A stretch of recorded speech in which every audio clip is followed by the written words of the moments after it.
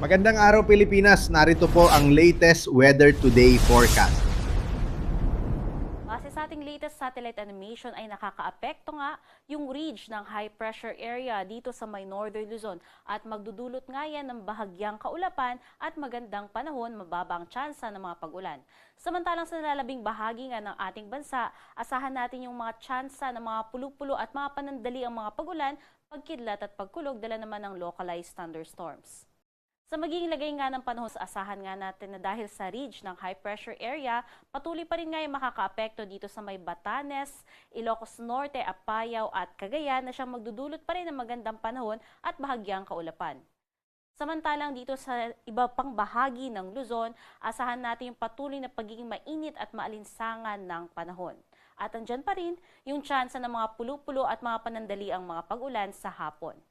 Agwat ng temperatura, pinakamataas nga dito sa Tuguegarao na kung saan maaaring umabot 24 to 35 degrees Celsius. Dito man sa Metro Manila, 24 to 33 degrees Celsius ang aasahan at dito sa may Legazpi, 24 to 32 degrees Celsius.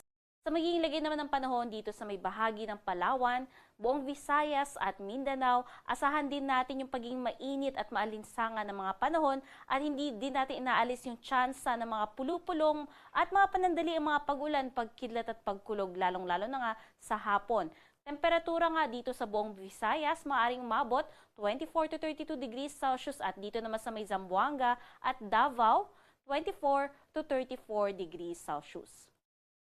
Base naman sa ating tropical cyclone threat potential, inaasahan nga hanggang sa matapos ang buwan ng Marso until sa unang linggo ng Abril ay wala naman tayong nakikitang tsansa or posibilidad ng pagbuo ng isang bagyo o low pressure area.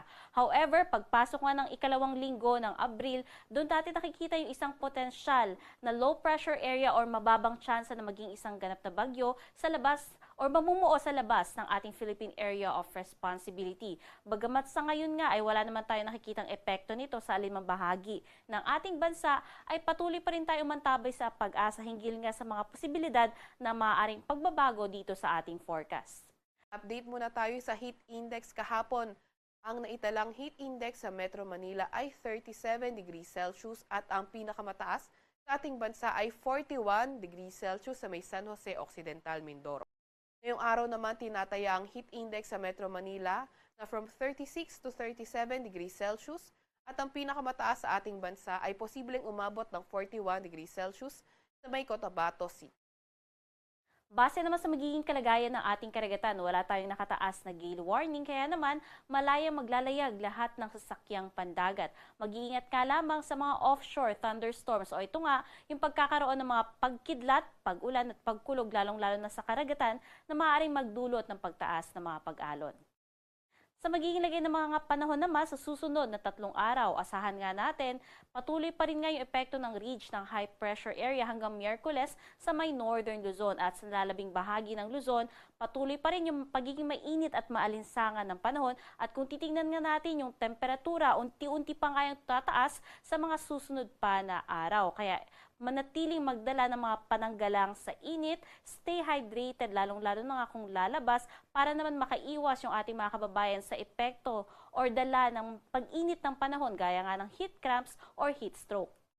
Ganito din yung aasahan natin na panahon sa susunod na 3 araw sa buong Visayas, maging sa Mindanao. However, pagsapit ng Thursday at Friday, yung silangang bahagi ng Mindanao, kasama dyan yung Dinagat Islands, Surigao del Norte, Surigao del Sur, hanggang dito nga sa Davao Oriental, ay maaaring magkaroon ng kaulapan at mas matataas na tsansa ng mga pagulan dala ng easterly.